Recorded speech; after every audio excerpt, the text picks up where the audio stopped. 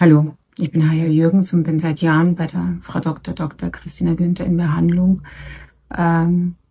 wegen Bruxismus. Bruxismus ist das klassische Zähneknirschen, würde ich mal sagen, oder die Problematik, die dahinter steckt, mit Nackenverspannungen, Kiefergelenksbeschwerden und Kopfschmerzen und alles, was man im Zusammenhang damit dann bekommt, letztendlich mit dem Zähneknirschen.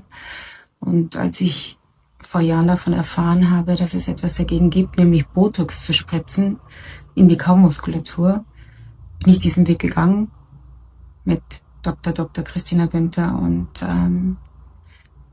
kann nur sagen, ich bin direkt danach absolut beschwerdefrei. Vielen Dank.